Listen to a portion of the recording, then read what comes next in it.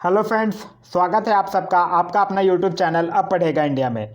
आज हम लोगों ने जो करंट अफेयर्स का वार्षिकांक का जो सीरीज चलाया है जनवरी से लेकर दिसंबर 2020 तक के, उस सीरीज में आज आगे बढ़ते हुए आज हम लोग देखेंगे प्रैक्टिस टेस्ट नंबर 7। इससे पहले 1 से 6 तक ऑलरेडी अपलोडेड है। अगर आप नहीं देखें तो प्लेलिस्ट से जाकर उसे देख सकते हैं।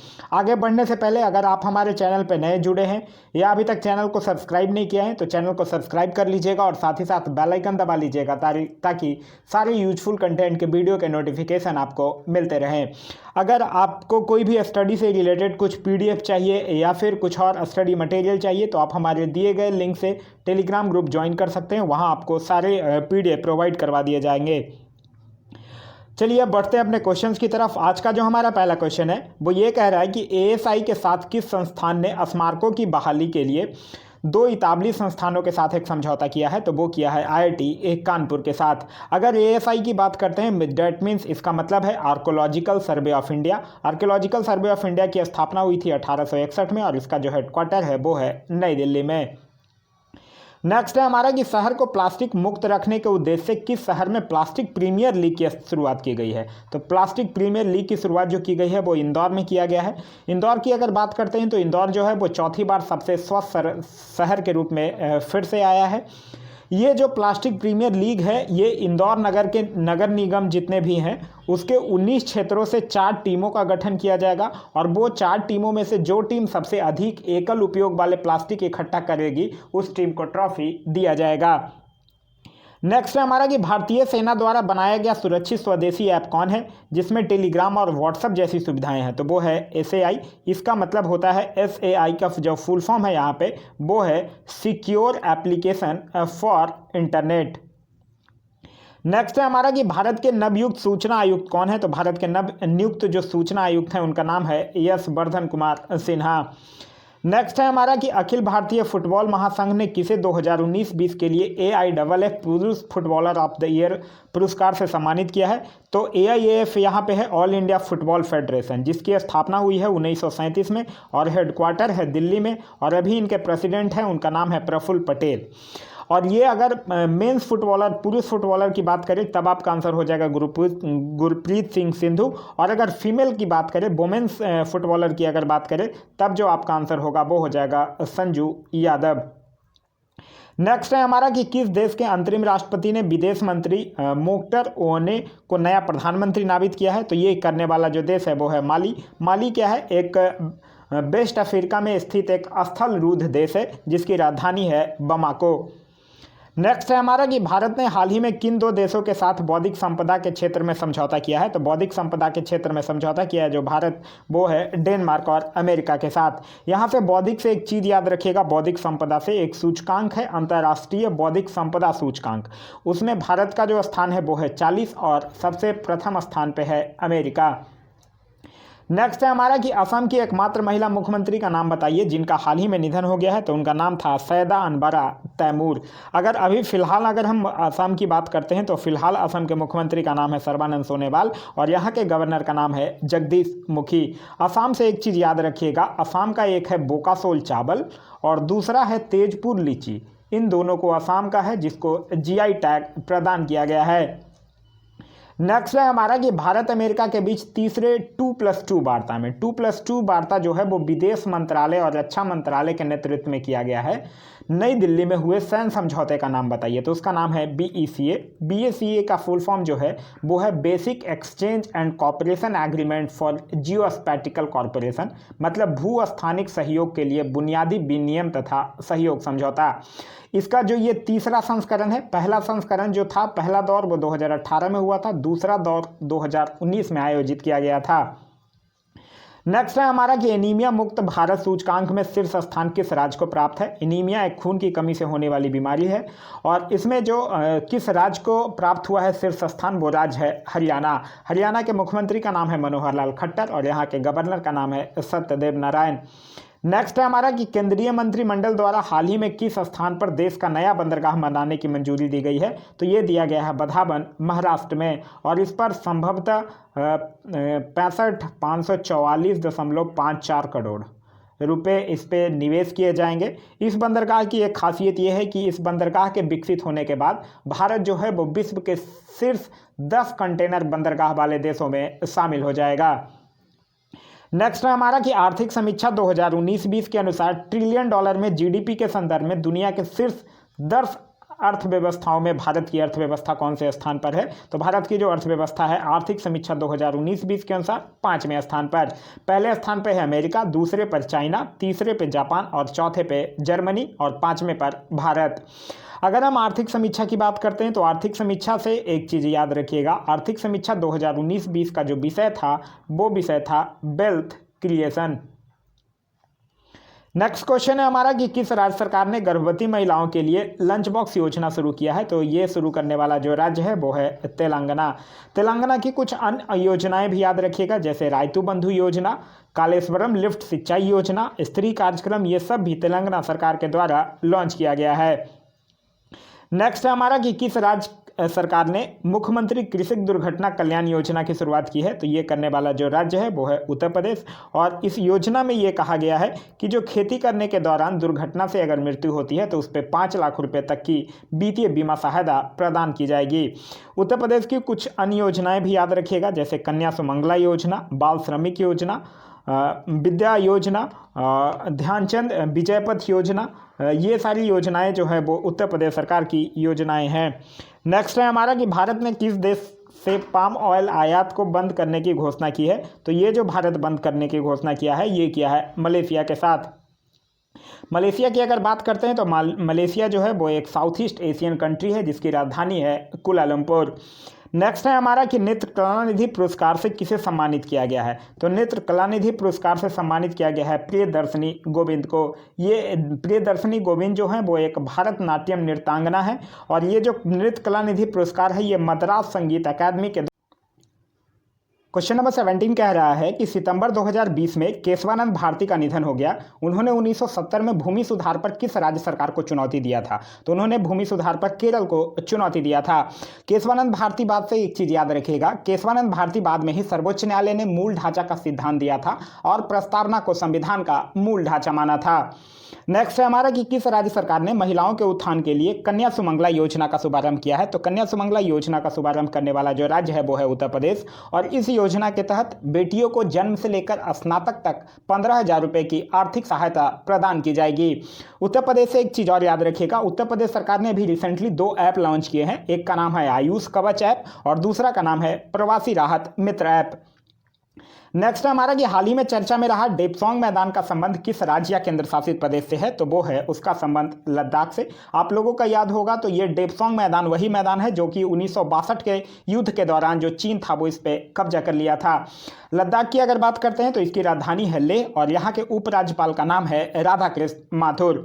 नेक्स्ट हमारा कि आईसीसी महिला T20 वर्ल्ड कप 2020 का खिताब ऑस्ट्रेलिया ने किसे हराकर जीता है। तो ऑस्ट्रेलिया जो है वो भारत को हराकर ये खिताब अपने नाम किया है।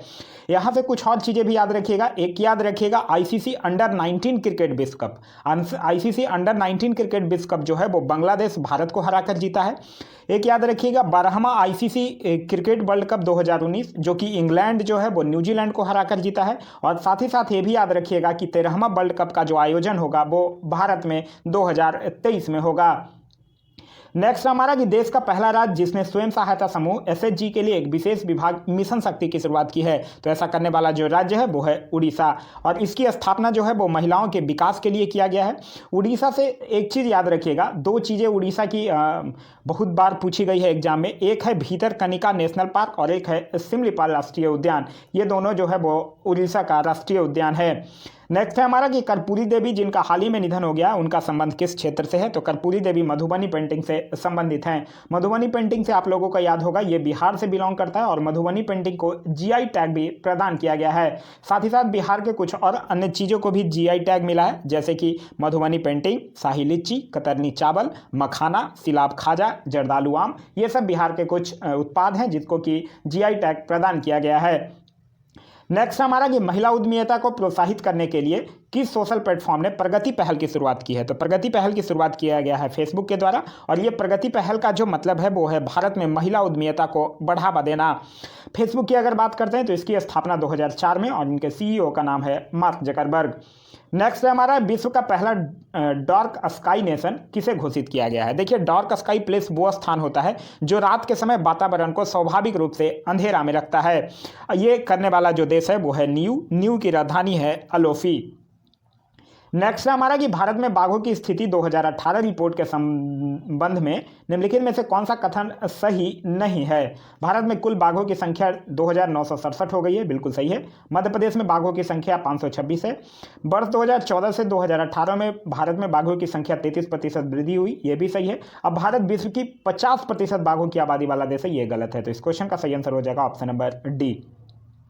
नेक्स्ट है हमारा कि बॉब बेटन जो दुनिया के सबसे बुजुर्ग व्यक्ति बन गए हैं, उनका संबंध किस देश से है। तो उनका संबंध जो है वो ब्रिटेन से है। ये लगभग 112 साल के व्यक्ति हैं। नेक्स्ट है हमारा कि देश की पहली आदिवासी महिला पुलिस बटालियन किस राज्य में स्थापित की गई है। तो ये किया गया है बिहार में। बिहार से एक चीज़ याद रखिएगा, अभी इसने कोरोना संक्रमण के प्रसार को रोकने के लिए एक संजीवन ऐप भी लॉन्च किया है। नेक्स्ट है हमारा कि पब्लिक ट्रांसपोर्ट फ्री करने वाला दुनिया का पहला देश कौन बन गया है। तो वो बन गया है लग्जमबर्ग। तो इस क्वेश्चन का सही आंसर होगा ऑप्शन नंबर सी। ये एक यूरोप का देश है जिसकी करेंसी है यूरो। नेक्स्ट है हमारा कि अंडमान निकोबार के किस आइलैंड का नाम नेताजी सुभाष चंद्र बोस आइलैंड रखा गया है। तो ये रखा गया है रॉस आइलैंड का नाम। अंडमान निकोबार की राजधानी है पोर्ट ब्लेयर। नेक्स्ट है हमारा भारत का पहला डायनासोर संग्रहालय एवं पार्क कहाँ स्थापित किया गया है। तो ये किया गया है गुजरात में। गुजरात जो है वो मूंगफली और कपास में के उत्पादन में सबसे अग्रणी राज्य है। यहाँ के मुख्यमंत्री का नाम है विजय रूपानी और यहाँ के गवर्नर का नाम है आचार्य देवव्रत। नेक्स्ट है हमारा कि नए उपग्रहों के खोज के बाद किस ग्रह के उपग्रह की संख्या सर्वाधिक हो गई है। तो वो हो गया है शनि का। और शनि का जो सबसे बड़ा उपग्रह है उसका नाम है टाइटन। शनि की अगर बात करते हैं तो ये सौरमंडल का दूसरा सबसे बड़ा ग्रह है। नेक्स्ट हमारा 2020 में गुजरात में आयोजित होने वाले प्रवासी प्रजाति CMS के संयुक्त राष्ट्र सम्मेलन के COP13 के शुभांकर किसे बनाया गया है। तो ये बनाया गया है ग्रेट इंडियन बस्टर्ड को। नेक्स्ट हमारा कि कौन सा भारतीय नोट बाजार में आधे से अधिक मूल्य की हिस्सेदारी रखता है। तो ये रखता है ₹500 500 का नोट।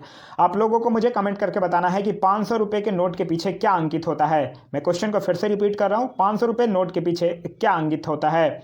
नेक्स्ट हमारा कि भारतीय राष्ट्रीय विज्ञान अकादमी की पहली महिला अध्यक्ष कौन बनी। तो वो बनी है चंद्रिमा शाह। भारतीय राष्ट्रीय विज्ञान अकादमी की अगर बात करते हैं तो इसकी स्थापना 1935 में और इसका जो हेडक्वार्टर है वो न्यू दिल्ली में। नेक्स्ट हमारा हाल ही में बिहार लोक सेवा आयोग यानी BPSC के अध्यक्ष के पद पर राज्यपाल ने किसे नियुक्त किया है। तो वो किया है RK महाजन को। अगर बिहार की बात करते हैं तो बिहार के राज्यपाल का नाम है फागू चौहान। बिहार की स्थापना हुई थी 22 मार्च 1912 को। नेक्स्ट हमारा कि भारतीय रेलवे ने अपने पहले रेस्तरां ऑन व्हील्स रेस्तरां का शुभारंभ कहाँ किया है। तो ये किया है आसनसोल में। तो इस क्वेश्चन का सही आंसर होगा ऑप्शन नंबर बी। रेलवे की अगर बात करते हैं तो सबसे पहले 16 अप्रैल 1853 को बम्बई से लेकर थाने के बीच। और अगर एक चीज़ रेलवे से और याद रखिएगा, अभी रेलवे ने एक ऑपरेशन चलाया था, उस ऑपरेशन का नाम था ऑपरेशन थंडर। ऑपरेशन थंडर जो था वो रेलवे द्वारा आरक्षित टिकटों की कालाबाजारी रोकने हेतु चलाया गया एक ऑपरेशन था। नेक्स्ट है हमारा कि किस देश ने विश्व का पहला बेल बीइंग बजट पेश किया है। तो वो पेश करने वाला देश है न्यूजीलैंड जिसकी राजधानी है वेलिंगटन। नेक्स्ट हमारा कि IS आतंकी सरगना अबू बकर अल बगदादी को अमेरिकी सेना ने किस ऑपरेशन के द्वारा मार गिराया। तो उस ऑपरेशन का नाम है ऑपरेशन जैकपॉट। एक आप लोग रिसेंटली पढ़े होंगे ऑपरेशन बंदर। ऑपरेशन बंदर जो था वो था बालाकोट स्ट्राइक का कोड। एक पढ़े होंगे ऑपरेशन नमस्ते, वो जो है वो है कोविड-19 से निपटने के लिए भारतीय थल सेना द्वारा चलाया गया एक ऑपरेशन। नेक्स्ट है हमारा कि पुस्तक undaunted saving the idea of India लेखक कौन है। तो इस पुस्तक के लेखक हैं P चिदम्बरम। नेक्स्ट हमारा चंद्रयान 2 को कब प्रक्षेपित किया गया। तो इसको इसरो के द्वारा प्रक्षेपित किया गया था कब, 22 जुलाई 2019 को। नेक्स्ट हमारा हाल ही में फास्टैग चर्चा में रहा है, यह किससे संबंधित है। तो ये जो है वो इलेक्ट्रॉनिक्स टोल सिस्टम से संबंधित है।